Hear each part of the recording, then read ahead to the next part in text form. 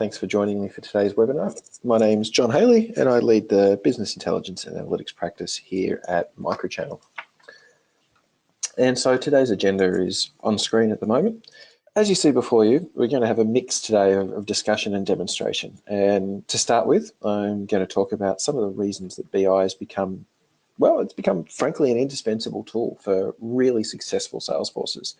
And just use that to provide a little bit of context for the discussion today. Moving on from that, I'm going to do a brief demonstration of why Excel and Crystal and tools like that, reporting tools, just don't cut it today. They have a place, but they're not business intelligence and analytics tools. And in a world where BI and analytics is becoming pervasive, that alone does not cut the mustard. And we'll see why. There'll be a little bit of talk there and a bit of hands-on work.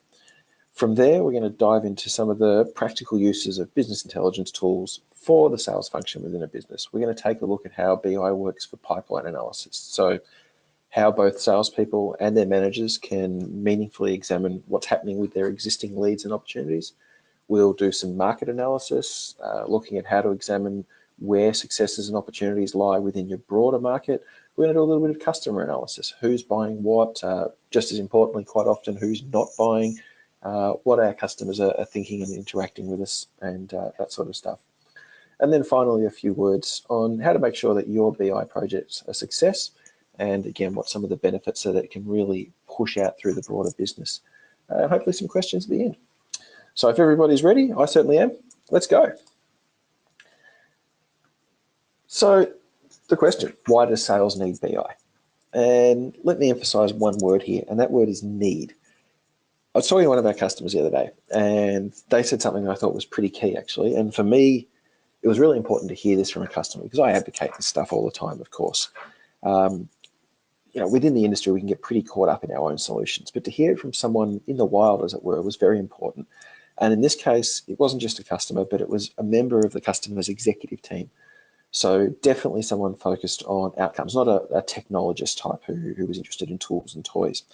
Someone who's interested in business-wide outcomes and not just small tactical wins either. And the final thing that made this particularly interesting was this was a manufacturing-focused business. So again, not a traditional hotbed of tech junkies. So this was a very outcome-focused person. And what they said to me, in fact, was two things. And I'm definitely paraquoting here, but the words are close, and certainly the intent is. They told me that, first of all, they thought that the time had either passed or it was just about to pass when using data was a competitive advantage. They really believed that we were more or less at the point where not using your data was putting you at a significant disadvantage. And they weren't content to just leave me with that little gem, and I like that one. They followed up with another. They told me that they felt that useful data and data tools were now not just a competitive advantage in their business, but they were a significant factor in attracting but in keeping their talented people, and especially their younger staff. And I guess ultimately that's as simple as I can make it. Businesses who are trailing in this space are giving up a competitive advantage and they are losing talent. Of course, being me, I can't leave it just there. I was lucky enough to be asked late last year to present a keynote at an event, and the audience was primarily retailers and a smattering of wholesalers. And at that event, what I was speaking on was the benefits of BI and analytics, how to be a data-driven business and what that can mean in an omnichannel retail environment, and also through the supply chain for that type of environment. And whilst I was preparing for this particular event, there were some figures that I stumbled across and shared, and I want to share them now. They're in relation to supply chain analytics in particular, and here they are. The first one I found was that 64%, so a majority, a comfortable majority, of supply chain leaders identified big data analytics as the most disruptive technology for the supply chain. But only 12% of the organizations that responded to a Gartner survey that was asking about this stated that they've been able to fully utilize the analytics capabilities that were offered by current supply chain solutions. So 64%. This is the biggest, most disruptive opportunity we have. 12% actually taking advantage of it. Additionally, 71% said that they needed more analytics capabilities. So again, overwhelming majority identified this was a huge, huge disruptor and opportunity, and even more overwhelming majority said that they needed more ability to take advantage of it.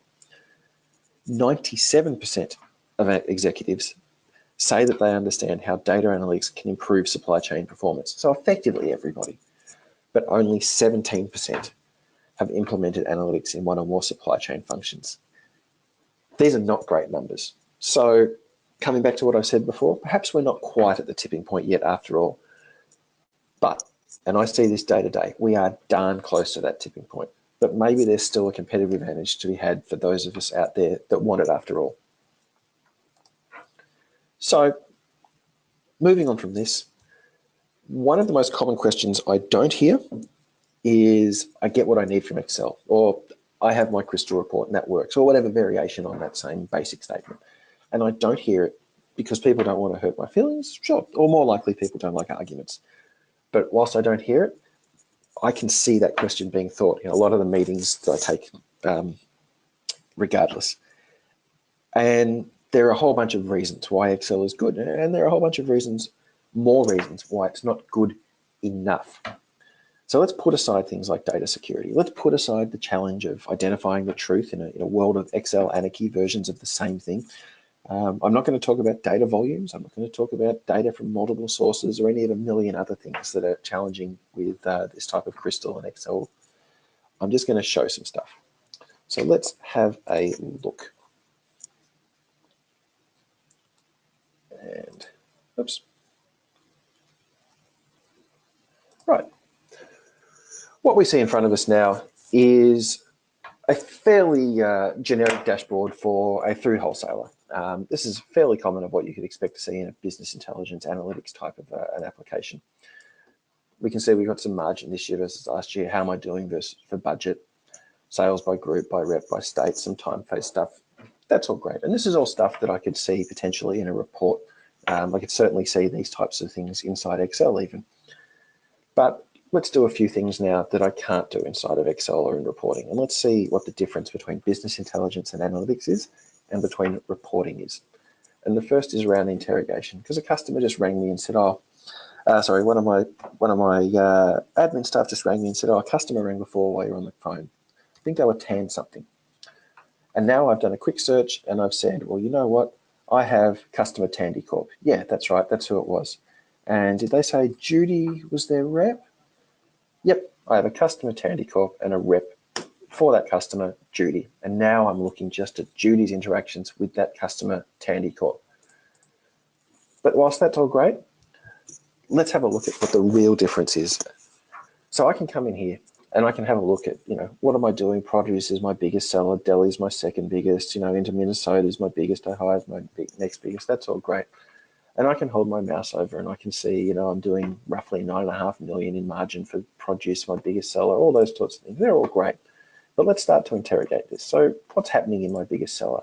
And I can see, my biggest seller, my biggest state, I'm probably across that. What's happening in my second biggest state for my biggest seller?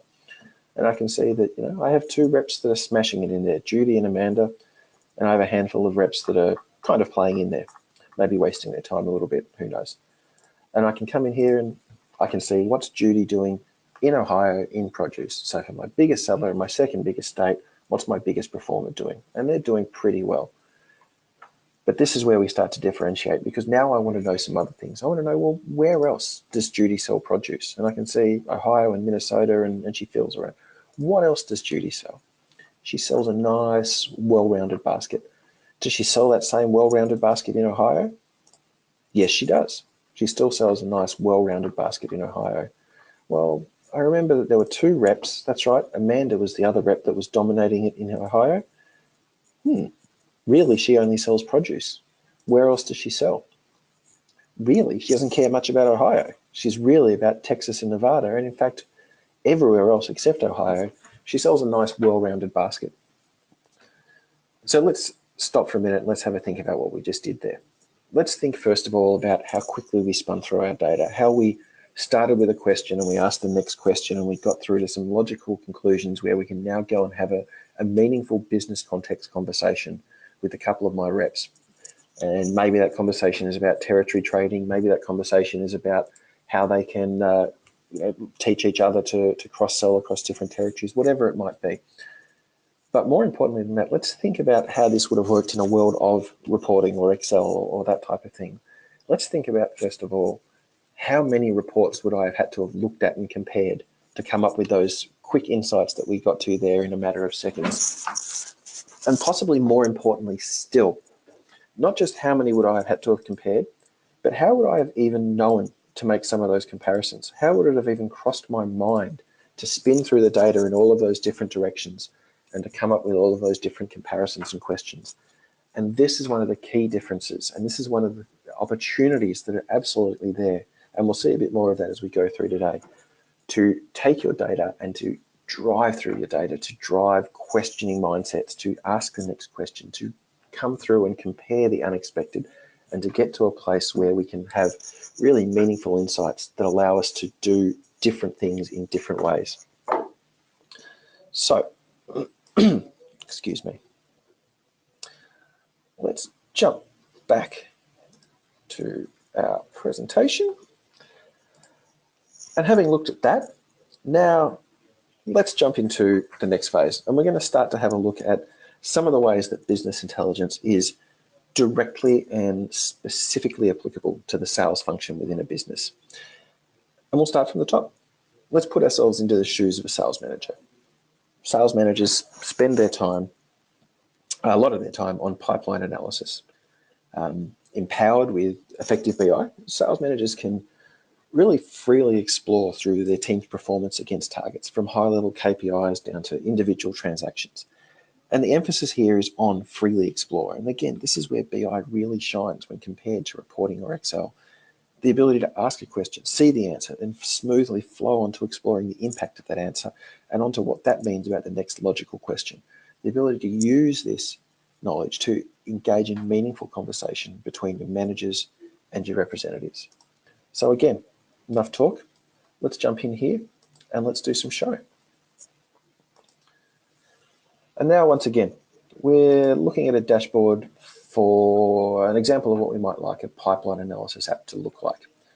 And we'll just do a quick walk around here. We can see, we've got what have we closed for so far in our year. How are we doing against quota? Pretty well, given that we've still got the best part of a quarter in this particular app to go. What's in our opportunities? What's closed? What's open? All very nice. But, what's the situation? It's Wednesday afternoon, and that's when because I'm the sales manager apparently, I cast my eye over what's happening in my team and what's likely to seriously impact my numbers for the quarter. So step one, we can see here really easily, we've got two accounts that particularly dominate what we're doing, NECX Direct and Nika. So let's grab them and let's focus in on what's happening in our two biggest accounts. And instantly we can see a couple of things. We can see that we've already got a fair bit of activity going on in this. We've got a nice amount of more won than lost, and a nice amount of open opportunities in there. So that's good. Good to know there's activity here and some pretty useful activity as well. But what is starting to be a concern for me, when I have a look down here, I can see my open sales pipeline for these two accounts. And I can see in this case, the stages of a sale are just numbered 1, 2, 3, 4, 5, with 5 being closed at the end of the process, 1 being this is a new opportunity.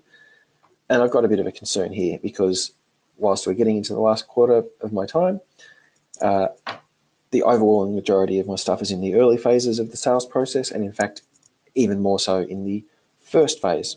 So this is not great. This is not ideal at all. So let's have a look here. Now that I've found something, let's just take a look at how many reps are involved and see whether this is something that I can deal with quickly. Whoops. I'll come up here. And now all the reps that are in white are reps that are involved in these opportunities. And there's a lot. If I keep scrolling down until I get to the dark ones, these are all the reps that are involved in those opportunities. Too many. I can't deal with that many opportunities at once. It's too many to chase, too many to focus on. So let's start to narrow in. Let's move across to the next sheet here.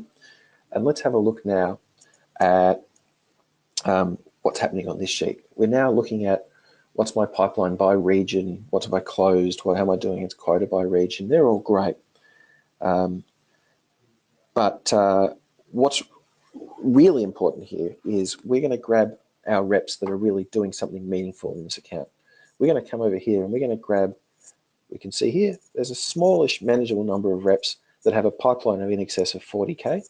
we'll grab them, and we might grab this one as well, Balti Cloet, who's the only rep outside of that that has 6 opportunities. So let's grab those reps. Oops. And now let's have a look at how many of them we've got. And that's a much better number. Now we've got 7 reps. Now we've got a number that we can start to actually meaningfully work with and do something with. So let's move across here and have a look again. And what am I looking at now? Now I'm doing a bit of detailed analysis because I'm drilling in at a layer of detail at each of these steps. And I'm doing some analysis on the specific pipeline opportunities for these reps for my 2 biggest customers. And what jumps out to me here? Well, one thing in particular jumps right out to me, and that is that I have some opportunities at the best part of 7 months old. And that is a long time that they've been sitting in there. So let's drill into them and see what's happening here. And you can see that apart from some that were set to stage 5, if we have a look at the sales stages, you can see that apart from some that are set to stage 5, again, the white is data that is associated with this information, I can see that all of these others are set to stages 2 and 3. So this is a worry. These are old opportunities that are early in the sales pipeline in my biggest customers. This is not a great thing. So let's drill into here again a bit further, and let's see the old opportunities for my biggest customers with my biggest sellers, and I can see that they're all with Sheila Payne. And in fact, if I look down here at the detail level, one of them she hasn't even forecast a number for. So that's probably a real concern, that it's been sitting in there for that long, and she can't even tell me how much to forecast. Now, I'm interested to see. Let's select Sheila. And let's see, is this the behavior that I see regularly from Sheila? Is this the kind of thing that's happening a lot, or is this just a bit of an outline for her? So let's clear all companies away from that. And let's come back here and let's choose all of these.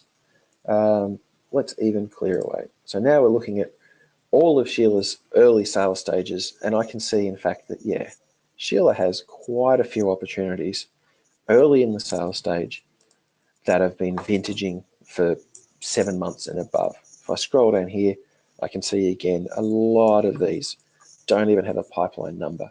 So this is a behavior that Sheila is obviously pretty common with her. Old opportunities that she doesn't update, that is really cluttering up our pipeline and preventing us from getting a good look at what we're doing. So let's come up here. Let's just bookmark that. Sheila's junk ops. We'll save that. And now we've got a conversation to have with Sheila later. But let's just step back to what we were doing before. And let's get back to having a look at what is happening with our biggest customers, with our most profitable reps in this current quarter. And let's go down and let's start to look into that. And now I'm going to stop this part of analysis here because I think we've just made our point. Just like in the first demo, let's think about what we did here. We went in a matter of a couple of minutes from a top-level dashboard view of our pipeline, focusing on everything that's happening within my pipeline. We drilled in and we had a look at what's happening on our best accounts. We drilled in what's happening with our most active reps in our best accounts. We identified some really worrying behavior from one of those reps in our best accounts. Then we identified that rep is fairly commonly behaving in this worry way. We saved that as something that we can pick up and run with later. And then we jumped straight back to where we were in the analysis, and we continued. We had the opportunity to keep going through, to drill through and have a look at the stuff that's driving my behavior in this quarter for my best customers.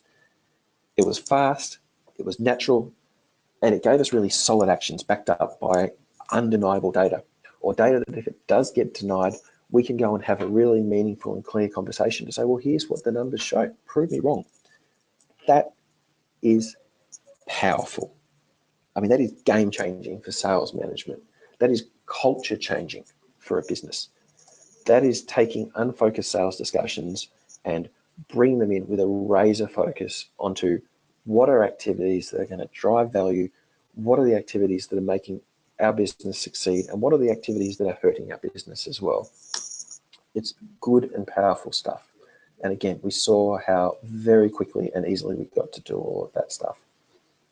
So, oops. Let's jump back out of that. And now let's move on to the next part of today's show. And we're going to spin off in a different direction because we just looked at it from the perspective of what we're selling. So who's selling what to who. Now we're going to spin that around and we're going to look at it from the other direction, from a customer perspective. What our customers are buying from us and how they're buying it. And we're going to see now how business intelligence lets our sales managers and our reps manage our relationships and channels, how we can track acquisitions and conversion rates, how we can explore historical and demographic purchasing patterns. What customers are producing the most revenue with the highest margin, vice versa. What are the buying patterns that we can identify and associate with future sales? All that type of stuff. And sometimes it's even more important to see which customers are drifting. Who is trending down? Who is buying less volume? Or who is buying across fewer product categories? Who is shaving margins? We have a particular customer where one of their most frequently used dashboards quite simply allows their reps to say the reverse of what we were talking about a minute ago. Show me all of my customers who over the last 6 months have trended down by greater than 5%. Fantastic. Now I've got a call list to go in and action on. It lets them identify these hotspots in their customer base before they become critical problems. So once again, let's jump in and let's get a little bit hands-on here and let's have a look at some things. Oops. And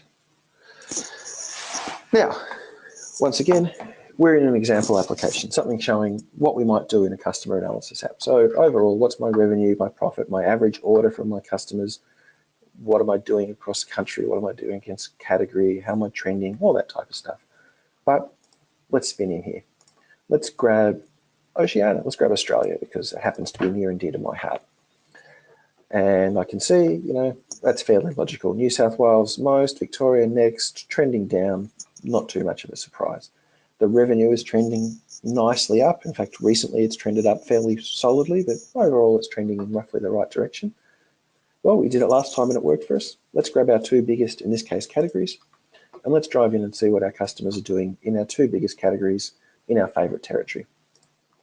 And let's go across to the next sheet because that all looked pretty good. If I step back to there very quickly, even when I drilled in, there's still nothing too unexpected or worrying. The trend is broadly in the right direction. The state breakdown is in roughly the way we might expect it to. It all looks, generally speaking, pretty good. But let's go to the next level of this and say, okay, well, again, we can see on this one, this is my revenue, this is my margin. Most of my stuff is sitting down here on the low revenue side of things. Margin is highly variable, but I do have a selection of stuff that is, making me meaningful volumes of revenue. So again, much like we did last time, let's grab those ones and let's have a look at the stuff that's really making my business tick. And we've jumped in there. And one thing that we can instantly see is that when we get to the detail level, we're heavily dependent on major appliances and home electronics. So whilst we have a broad product range, it's not heavily diversified, but that's no great surprise because we knew that from the previous one. But given that everything seems to be okay so far, let's drive in and do the next level of analysis. So we've pulled in some data from our loyalty scheme now. And again, this all looks pretty good. We've got a roughly even split between gender on our buyers.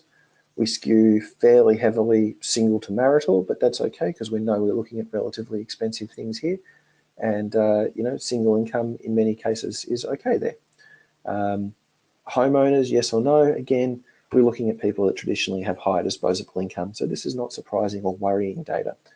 When we look down across the ages and the income and the tier, again, that's all nicely banded. We're trending a little bit older than we might like, but again, we're dealing with high-ish value products, not a major concern. We've got a nice band across the income.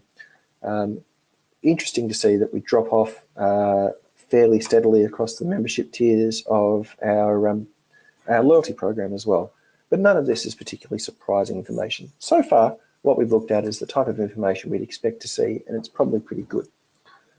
So let's move on now and let's have a look at returns. And now we have got something that's jumped out, because if we have a look over here, we're seeing the percentage of returns and the volume of units returned. And we can see that we have one massive outlier. large screen LCD TVs are a huge outlier in this case. And this is information that jumps straight out to me. So let's grab them and let's see.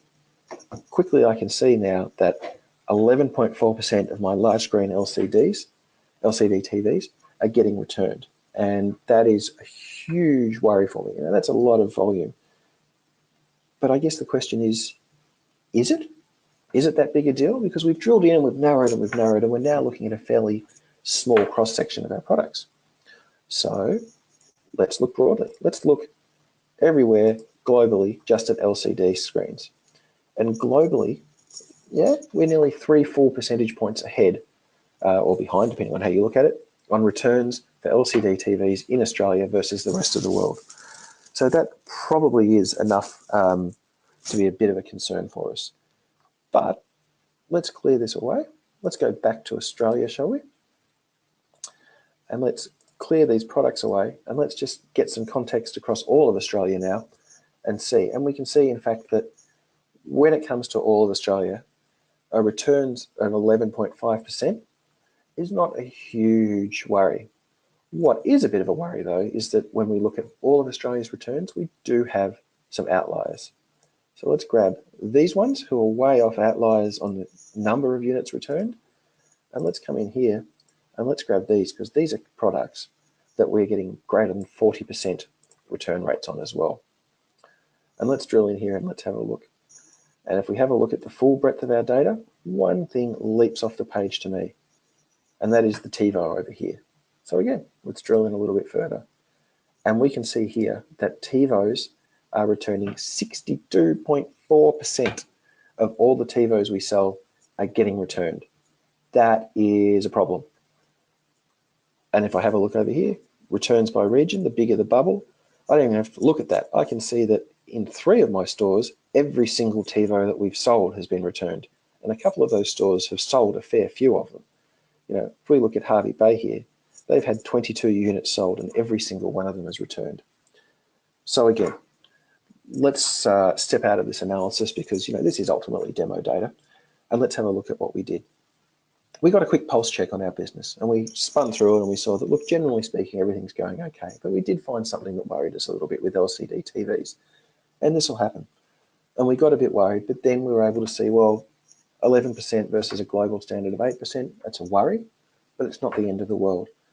But whilst we're investigating that, something else bubbled up that really is a worry, and that is that 62% of our TiVos, which is a phenomenal number, are getting returned from us. And what do we see there? Again, we spun through the data in a really natural way until we came across something that there's no way this would have ever bubbled out to me in this sort of thought sequence if I was going in and reporting in a non-BI way. It just would never have happened. And the counter argument, and I've had this one before, is, these types of numbers stand out, John. I would have picked up a long time ago that 62% of my TiVos were being returned. And maybe you would, maybe you wouldn't. But you didn't until we started to spin in. I mean, when we clear away all of our stuff, when we look at the full range of information, yeah, it does span out, but it's such a tiny dot. And there's so much other noise in here that if I was looking at this in a reporting environment, I definitely might not notice this. And I have a concrete example of this. We did a demonstration for one of our customers, and it was a food wholesaler. And they gave us some of their data, and we put a very similar visualization to this on for them, where one axis was revenue, one axis was margin.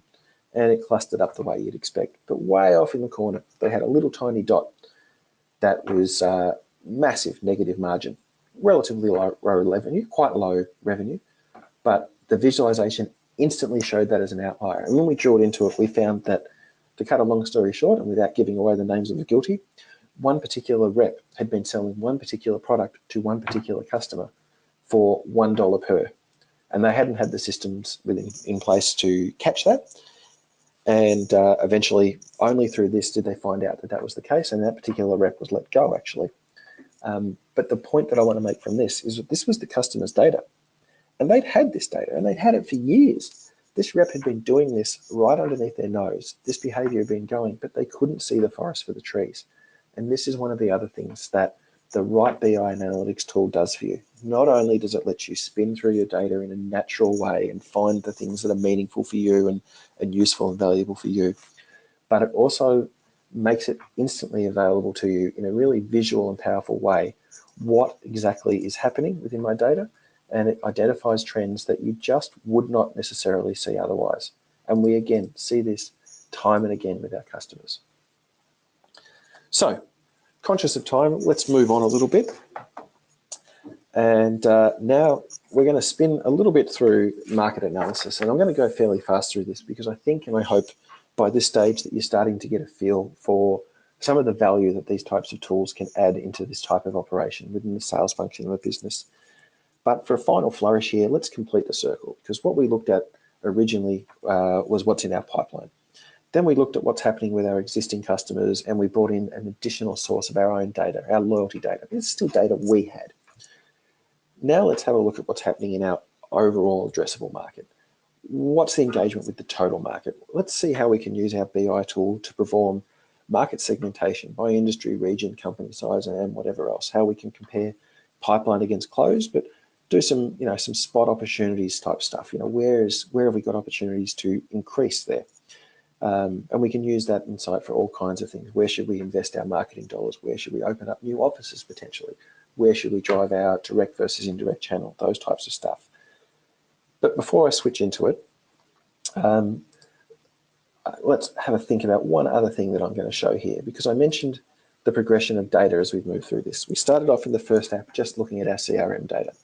The second app, we had a look at our CRM data, and we brought in some loyalty data. But again, it was all data that was essentially inside our domain within our four walls. Now, in this case, we're going to take that same sort of data and we're going to blend in some externally sourced data. We're going to take a look at some data that is just overall market environment. How many customers in different regions and different classes? We don't even need to know the detail of these customers. This is stuff that you can source relatively cheaply and easily, and it doesn't matter if the data is a little bit out. This is not like sourcing a list of contacts where the numbers and the names have to be exactly right. What I want to get here is the overall look at what's happening in my addressable market, and this is data that is relatively easy to get and out there in the market. So, having said that, once again, let's dive in and let's do it. And again, we can see on the screen another demo app. This time, it's having a look at our total addressable market. And we can see just very quickly, and again, conscious of time, and I don't want to belabor the same points we've seen before, but in this case, manufacturing and high tech is the biggest market in all of the areas we address. Retail and services next. Our deal sizes are trending up for the most part, although they trended down in the most recent area. Generally a whole bunch of interesting good things. But let's come in here, and I'm interested in Canada at the moment because that's where I'm considering whether I want to invest some more money. And we've seen some interesting things just as quickly by doing that. We've seen that while some of the trends have stayed the same, there are a couple of things in the detail that are different. We see that retail and services have swapped spot with manufacturing and high tech. So that's interesting. We've seen when we get down to some of these ones, if I switch between the two really quickly, we can see that the employee range down here changes a little bit. And not surprisingly, I'm dealing with some slightly smaller customers in Canada versus the rest of the Americas region. If I come down and have a look at the total potential market segment and the channel that I'm selling and named versus non-named, we see that, when I look everywhere, they're my numbers. When I look just back at Canada, again, not surprisingly, we trend more strongly back towards mid-market and drop more strongly into non-named customers. So quickly and instantly as that, I've seen that in Canada, we have a roughly 5% swing away from large direct enterprise customers and towards more mid-market customers. I've also seen that we have a switch between manufacturing and high tech and retail and services. So right from there, in 10 seconds flat, we can see that we have a different market and probably a different opportunity to address in Canada.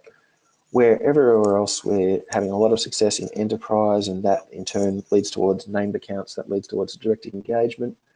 When we move to a more mid-market dominated environment, that generally speaking encourages non-named accounts and a more indirect channel-based model.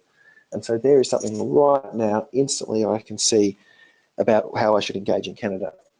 And the important thing here is that that might have been something that I knew in my gut, but I now have some really quick and simple concrete numbers to back up my gut. And I could go on here. You know, I could come in here and I could come in and let's clear away some of this. You know, I could start to do some detailed analysis of which of my reps are selling into there, which accounts are those reps selling into. Oops. I could come in here and, you know, we could come in and have a look at the cities we're selling to, or we could come in and we could do some geographic analysis. It pops up in a second. Good to see, there we go, and it pops up. And I could start to have a look at, you know, where are my clusters of customers in a nice visual geographic way. There's lots of other analysis I could do here, but, you know, we're pushing up against some time. One thing that I do want to mention is that, you know, the idea here is that I can blend all of this together now, these three things that we've seen, and I can create for myself one really supercharged sales force. I can start from the top and I can have a look at what is going on in my overall environment. I can see what opportunities my reps are working on and whether they're worthwhile. I know what my customers are doing and where they're doing it and how they're doing it and how I'm doing with my customers. Now I can see where my new customers are waiting and how to address them. So, you know, this is now giving me the unified view across my entire sales engagement. And that has in fact enabled something that's even more meaningful than just the data and the things that I'm showing on screen here. That has really enabled me to change the culture within my business, because what I've done is I've started to set the foundation within my business for a data-driven culture within my sales team. And when it starts in the sales team, it does inevitably spread out through the whole business. And why does that matter? Well, remember my earlier slide. You know, that matters because not doing this is increasingly a competitive disadvantage, because not doing this is losing you talent. But there's also a couple of other simple things I want to add. When it comes to making important choices for the greater good of an organization, intuition is great, but it does only lead you so far. You know, a gut feeling can point executives in the right direction, sure. But having some concrete evidence to back that thought up goes a long way in advocating for your gut instinct and convincing people that your gut instinct is correct, convincing yourself that your gut instinct is correct. And it is critical for company leaders to utilize this kind of data to make the best decisions for the current and future state of their business. You know, failing to do so comes with consequences that really do leave enterprises in the wake of their competitors. And a concrete example of this, without, again, naming and shaming, one of our customers implemented a business intelligence and analytics solution with us for a whole bunch of reasons, but they almost within, it was about 2 months into the project after they'd gone live, they came back to us and they said, side effect of this has been that we have identified that the way we're incenting our sales team has contributed to this particular outcome, and this is not an outcome we want. And again, without going into too much detail that would give them away, but they saw that they were incenting their salespeople in a certain way, and that had given the outcome that they wanted. But 2 and 3 months down the track, that was creating a second outcome that was really hurting their business and went a long way towards explaining why, in this particular case, they'd had 2 consecutive years of negative growth. They had the guts, now that they had some of the hard data in front of them, to make a decision, and this is a decision they had to make. I can point them in the right direction, but I can't tell them what to do about it necessarily. They changed the way they incented their sales team, and they watched and they waited, and 3 months later, they saw that this drop-off that was happening down the track that they were getting under their old incentive approach was no longer happening. In fact, they were getting what they wanted, and they were getting a sustained growth inside of their target accounts, and they completely changed their business. This is now 3 years later. This happened 3 years ago with them, and they have had substantial year-on-year growth in each of the next 3 years, and they will happily, and have done publicly in some of our events, point to the work that we did for them as key to driving a real strategic change in how they ran their business. So considering that from that, you know, at the end of the day, this is the impact and this is the benefit. You know, a data-driven company, ultimately it's an organization where every person in the business can use their data to make better decisions. They've got access to the data they need, and they've got access to it when they need it. Data-driven is not about access to a few canned reports at the beginning of every day or every week. It's about day-to-day access to this stuff in a meaningful and intuitive way that Decision makers can explore their data independently. It doesn't isolate data to specialists either. It pushes it out across the whole of the business so that people can take advantage of it. Because fundamentally, there are three simple truths. Data reduces uncertainty. Uncertainty enables being reduced, enables better decisions. Anything that does this should be everywhere. And that data undeniably fosters a culture of constant questioning, which fosters a continuous improvement culture. And they are three simple and undeniable facts. And this is the benefit that you get from a properly data-driven environment. And the only way to become a properly data-driven environment is to be using these kinds of tools that we've looked at and talked about today. Now, as we get towards the end, we're starting to look to wrap up. But specifically for sales intelligence, there are 5 foundations that I want to mention that will help you get there with your sales function, business intelligence, and analytics. First of all is broad data. And I say broad, not complete. There are lots, you should be getting your data from lots of places, and we talked about that before, but you will never have everything, and nor should you. The next thing is trusted data. You need to believe in the numbers, and your team needs to believe in the numbers, and they need to know where they come from. And the only way to get that is to have numbers that are easily interrogatable and easily comparable. And we've seen again today what that means and looks like, so that you don't get the conversations, the simple conversation that says, no, I've sold more than that this month. Well, no, you haven't. And let's have a look into these numbers really quickly and let's prove it one way or the other. Related to that is the concept of shared data. So now that people have lots of data and they can trust it, we need to be putting it across lots of people and across business functions and getting it out there so that lots of people can see it and drive the right behaviors, and people have awareness of what their actions are impacting on. And that certainly leads to the next one, which is use data. Putting the data into every conversation that you're having regularly, not just into isolated little silos, but lots of people across lots of business units talking about it. And then the last thing is own data. And that is the question of self-service, data-driven conversations where people are taking responsibility for their own data, for asking their own questions of it, responsibility for their own understanding of it, using that in their conversations, taking those conversations out to the rest of the business to drive performance across the business, using that on a basis of broad and trusted data. These are the pillars to successful sales intelligence. So there we go. We've looked at data as the fuel to supercharge your sales engine. And as we come towards the end, let's just take a moment to look at what's on screen. And this has been extracted from a number of sources, mostly Aberdeen and Gartner reports, and challenge yourself. Are you a leader or are you a laggard?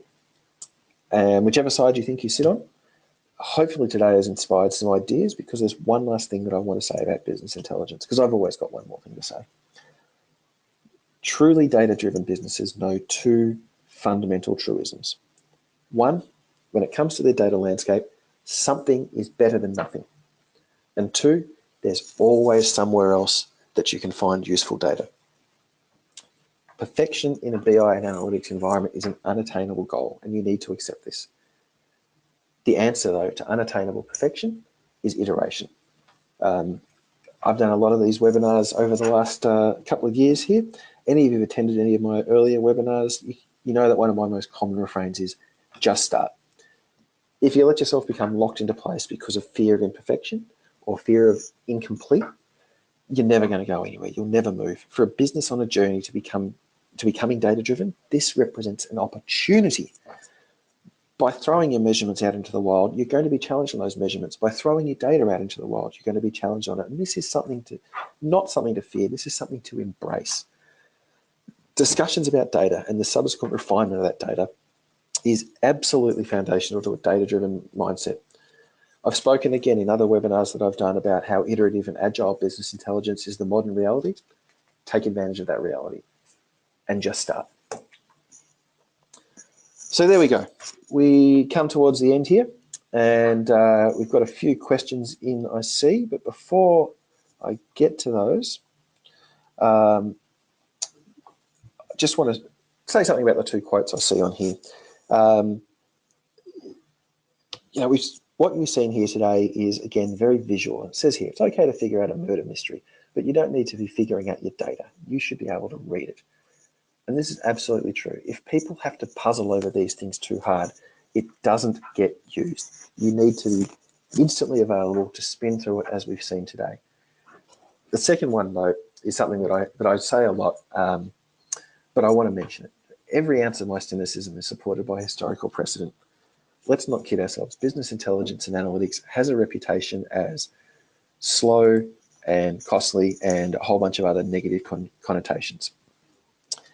This is not the reality, and this need not be the reality these days. We can deliver these kinds of high value engagements in certainly months and often weeks. And, you know, again, every ounce of my cynicism, fine, challenge me.